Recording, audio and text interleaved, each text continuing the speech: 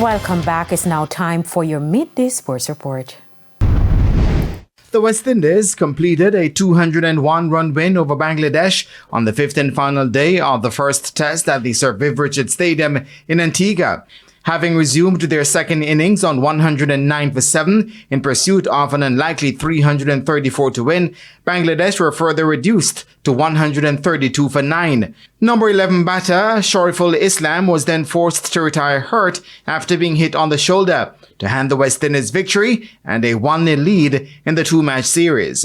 Kemar Roach ended with a 3 for 20, Jaden Seals a 3 for 45, and Alzara Joseph 2 for 32 for the West Indies. West Indies' first innings centre maker Justin Greaves was named the player of the match. So scores in the match: West Indies 450 for 9 declared and 152. Bangladesh 269 for 9 declared and 132 for 9. The second test will be played at Sabina Park starting on November 30.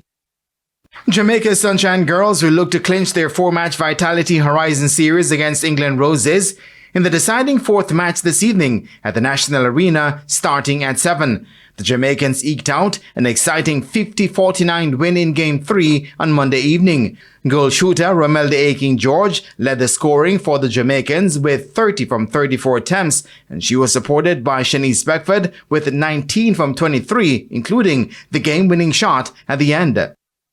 Jamaican champions Cavalier will be hoping to go one better this year when they battle Cibao FC of the Dominican Republic in the first match of the two-way CONCACAF Caribbean Cup final this evening at the National Stadium. The Jamaican outfit lost 3-0 on aggregate in the 2023 final to Robin Hood FC of Suriname. And with this prior experience, head coach Rudolph Speed is banking on the club to get the job done this time around. Speed adds that there is an even bigger picture for his team. It used to be the old saying that, kids can't win anything.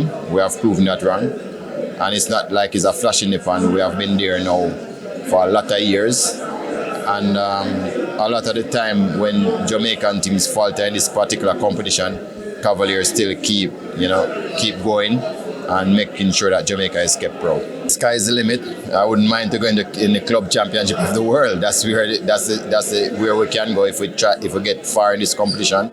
Cavalier are hoping to join Harbourview and Portmore United as Jamaican clubs who have won the Caribbean Cup. By virtue of reaching the final, Cavalier have also qualified for the CONCACAF Club Championship in 2025.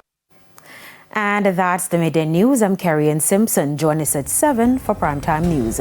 On behalf of the news, sports and production teams, good afternoon.